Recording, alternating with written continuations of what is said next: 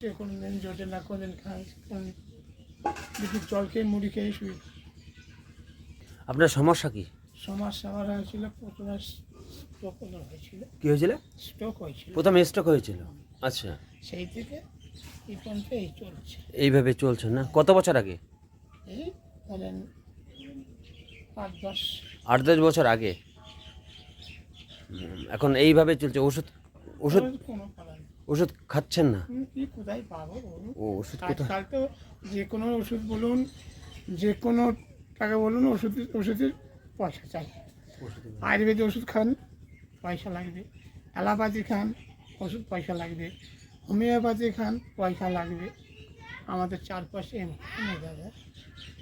আপনারা যদি আমাকে দয়া করেন, দয়া করলে হয়তো আমার শিরার প্রবলেম, হেঁটেও ব্যথা, মাজায় ব্যথা, এইগুলি আমার আছে।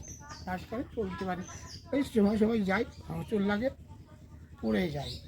কী করবো? আচ্ছা, আপনার রান্না বান্না খাওয়া দাওয়া এই কিভাবে হচ্ছে আপনার ইনকাম?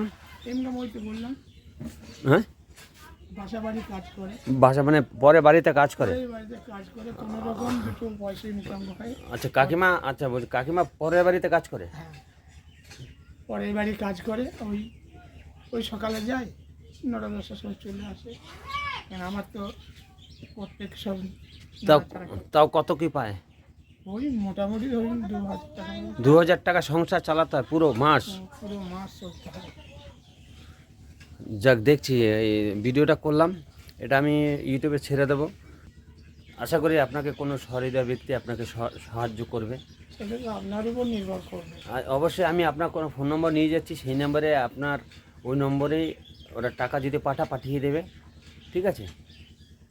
ওই ফোনটা আসলে পরে এটা হ্যাঁ, ওই নম্বর নিয়ে যাচ্ছি আমি, ফোন নম্বর নিয়ে। এই ফোন নম্বরটা আমি এখানে ইউটিউবে ছেড়ে দেবো। কোনো ব্যক্তি যদি সহযোগিতা করে। দিয়েছে। আচ্ছা আচ্ছা, আচ্ছা সজলের নম্বর তাহলে আমি নিয়ে নিচ্ছি, ওই মানে মাঠের থেকে। নাতি। ওটা আপনার নাতি? ওই নাতিকে আমি কাজ দেবো। আচ্ছা। আমি কথাবার্তা হয়েছে। আপনি হাঁটতে পারছেন না? একদম ধরে ধরে হাঁটতে হয়। দুটো লাঠি আছে, এই যে একটা আর একটা। এইভাবে এই যে এই লাঠি আর এই লাঠি, এই দুটো লাঠি দিয়ে দুটো লাঠি ধরবো, কারণ কোনো রকম দুটো লাঠি ধরে পায়খানা পিচ্ছাপ এটাই করতে পারি। গোবিন্দ এটা দিয়ে রেখেছে, আপনারা হয়তো মানবেন কি জানি না, ভগবান নারায়ণ সে রেখেছে। কেউ যদি ওনাকে একটু সাহায্য করতে পারেন তাহলে খুব ভালো হয়। কেউ যদি সহৃদয় ব্যক্তি থেকে থাকেন তাহলে ওনাকে সাহায্য করার চেষ্টা করবেন।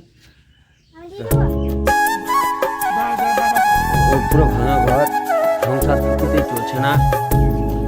দেখেন টিনের চালা, মাটিতেই বসে থাকে, আর রান্না বান্না সারাদিন হয়ই না। ছুটি হয়ে গেছে, যে ফুটিয়েছে দড়ি দিয়ে বাঁধা টিনের চাল দেখলাম।